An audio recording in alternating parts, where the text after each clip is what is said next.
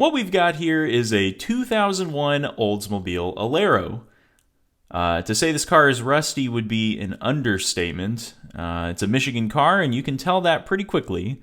Most of the rear suspension is very, very rusty. Got a grinding back at the rotor, and we can clearly see why that was. We'll go ahead and change the brake pads while we're at it, because I don't think they're in the best condition either. But yeah, we'll get these rear brakes working like new again.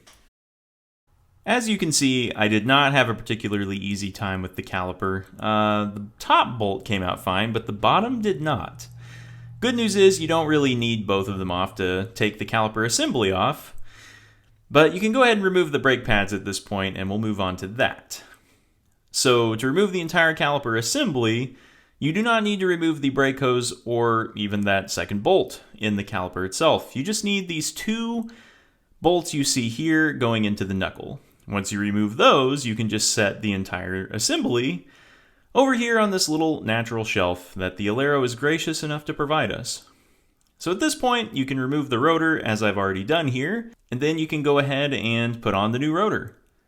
The process overall was not without casualties. We see this guy here did not make it against my incredible strength. So I guess this is farewell.